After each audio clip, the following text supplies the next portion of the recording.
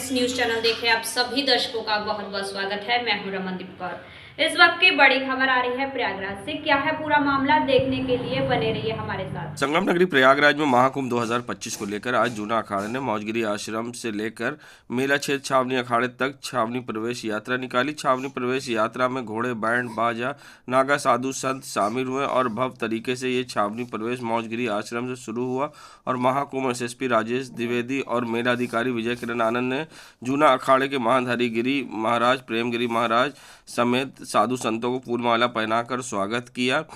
आज जूना अखाड़े की पेशवाई पूरी शक्ति और वैभव के साथ निकली। मौजगिरी आश्रम से निकली ये छावनी प्रवेश में हजारों साधु संत के साथ बड़ी संख्या में नागा साधु भी शामिल हुए। नागा साधुओं ने पूरे रास्ते अपने युद्ध कौशल का जलवा भी दिखाया और पूरे रास्ते तलवार और लठबाजी पेश। जहां छावनी प्रवेश में जूना अखाड़े के सभी महामंडलेश्वर सवार होकर पेशवाई में चलते रहे और छावनी प्रवेश में शामिल बड़े संत महाकुंभ को लेकर काफ़ी उत्साहित। उनका कहना था कि ये ऐसी अवधि है जिसमें सभी लोग एक स्थान पर रहकर प्रभु की आराधना करते हैं।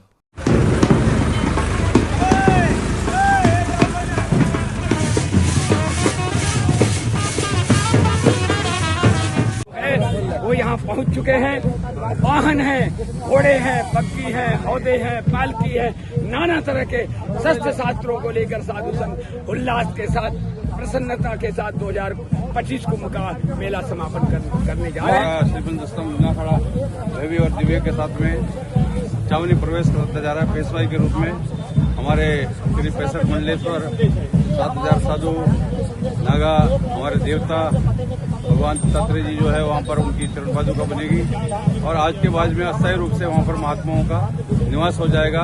आज जो है एक तरह से कुंभ मेले के अंदर में जूना अखाड़ा का छावनी में प्रवेश के बाद में वहीं देवता स्थापित होगी, वहीं संत महात्मा रहेंगे और अस्थायी रूप से वहीं निवास करने लग जाएंगे। सरकार से सभी प्रकार की नफरत की खाई पाट दी गई है। कोई जाति पाति नहीं, क्योंकि प्रयागराज में सभी लोग आते हैं, निर्विघ्न रूप से आते हैं और सभी लोग यहाँ रहते हैं। तीर्थराज प्रयागे सब आवे और यहाँ आने के बाद सब प्रकार किन्नर है, दूसर है, दानो है, मानो है, सबको सब प्रकार से व्यवस्था दी जाती है। ये समझिए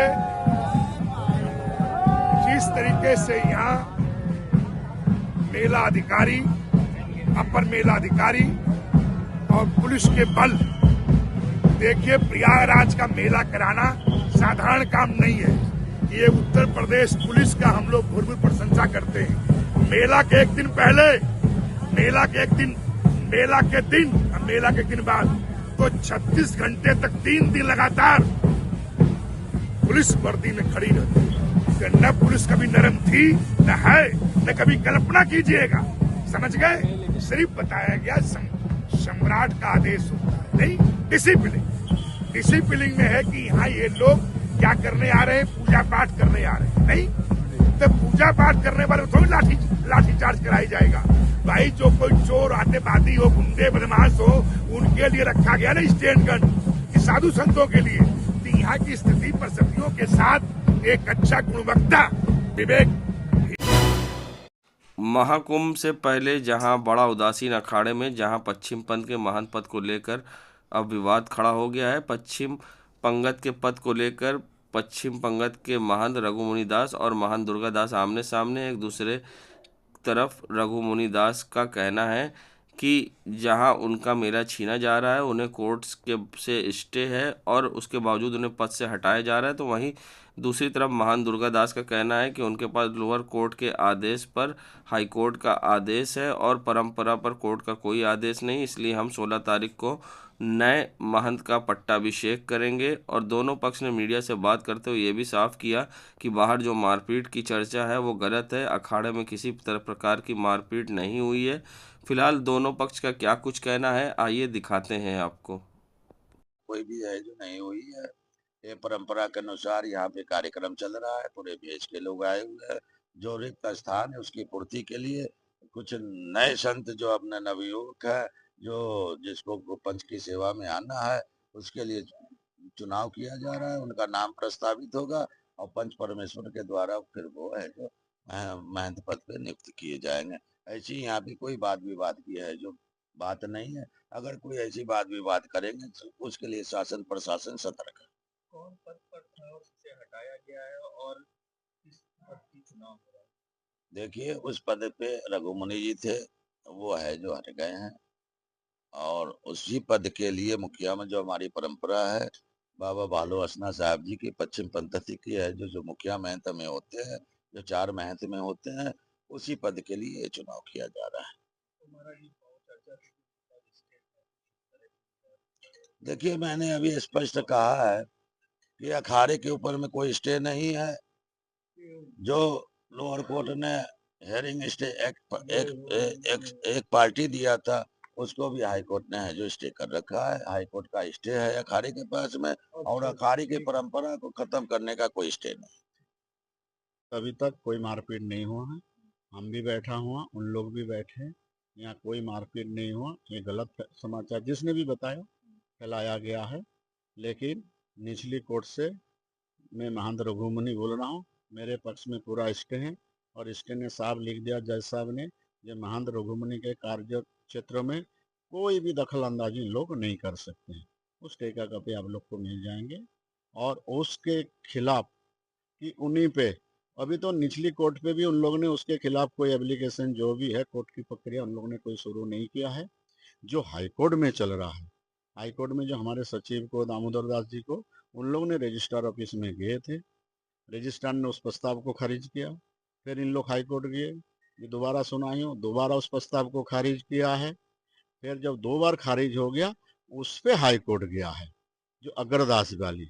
मेरे स्टे में कोई भी उन लोग हाई कोर्ट नहीं गया। अगर गया तो आप लोग उनसे कागज मांग सकते हैं, आप लोग को तो मांगने की पूरा अधिकार है। हाँ, और जो सबसे बड़ी बात है, इन लोग जो कोर्ट के खिलाफ जा रहे हैं, जो परसों दिन की काल जो भी करेंगे, ये न्यायपालिका अवमानना है। इसके खिलाफ भी कुछ भी आगे कार्रवाई होगी। ब्राइडल एलिगेंस और एंगेजमेंट रिंग्स के साथ ही स्थाई लग्जरीज को फिर से किया परिभाषित।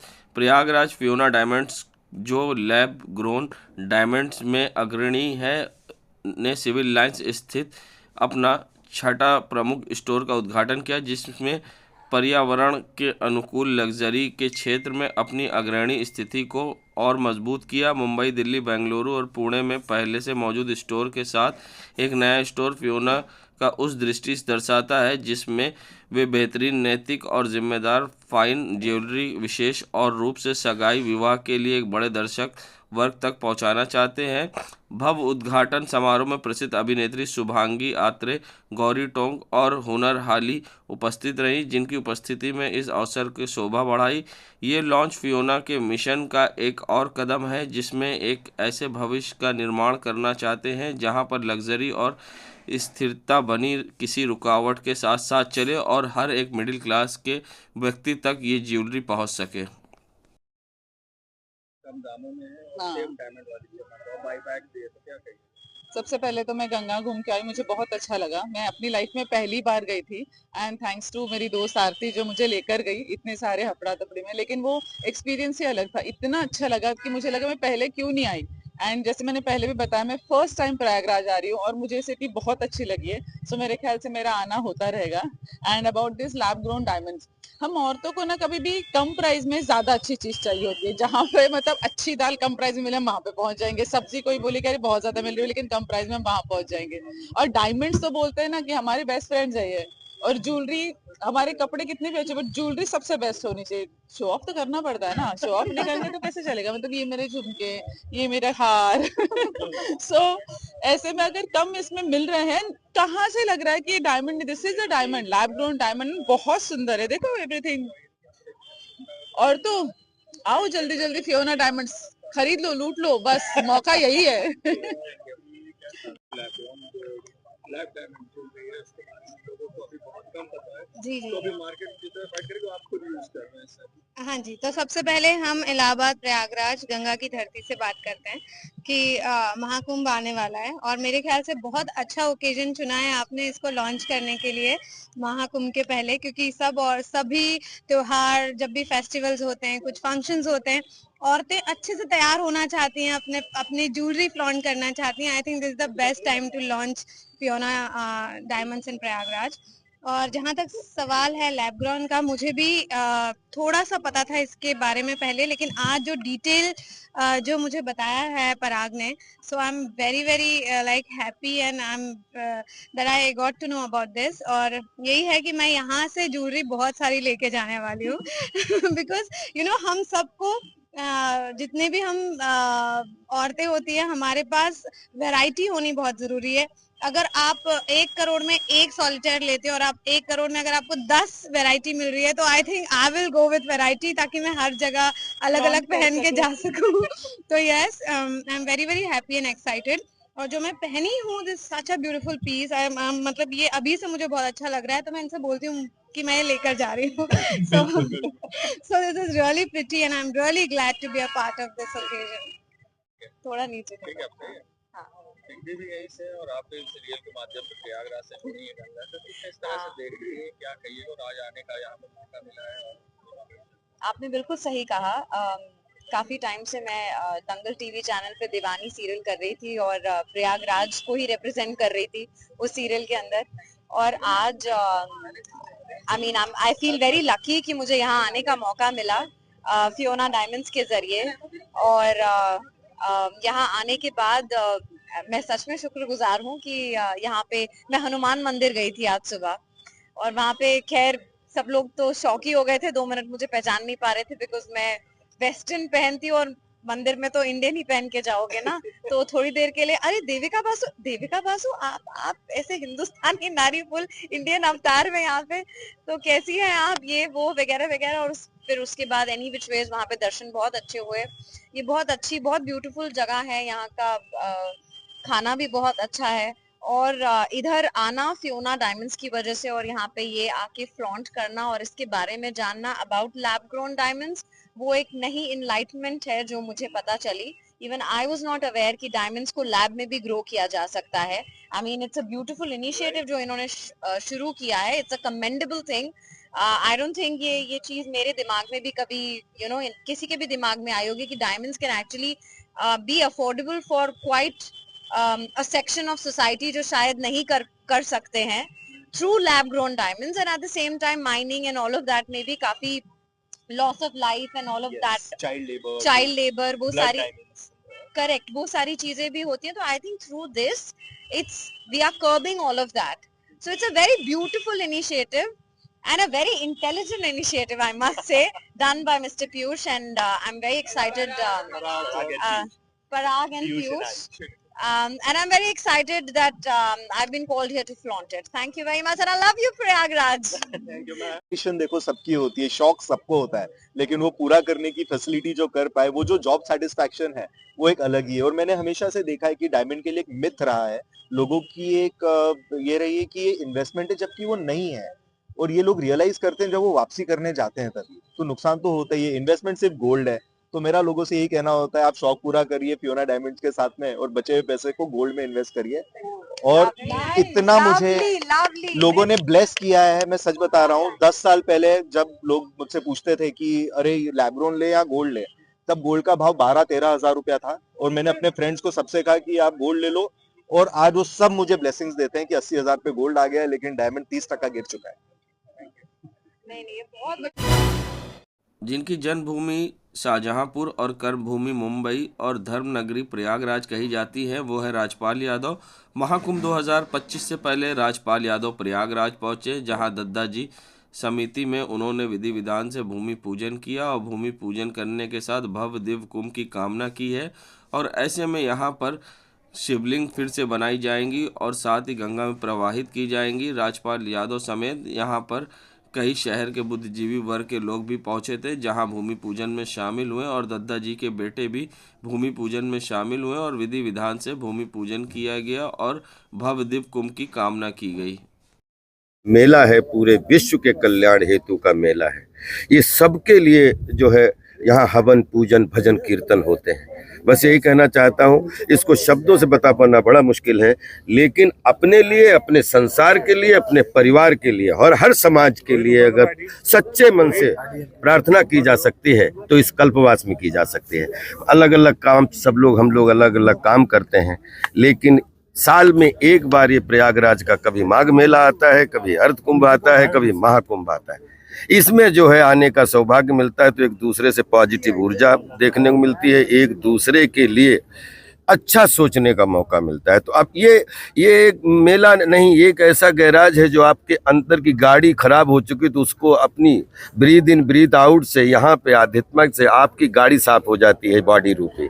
आप अपना बोलते हैं खूब स्नान करिए, खूब भजन योग करिए, तो आपकी बॉडी, आपका तन शुद्ध होगा। दादाजी हमेशा बोलते थे कि आप यहाँ पे अपना धन खर्च करिए तो आपका धन शुद्ध होगा, और आप यहाँ पे अच्छे विचारों से कल्पवास करिए तो आपका मन शुद्ध हो, तो आपका मन शुद्ध हो जाए, आपका धन शुद्ध हो जाए, आपका तन शुद्ध हो जाए। इससे बड़ा और क्या सौभाग्य मिल सकता है किसी को। दादाजी नहीं रहे और उनको कितनी कमी आप लोग को?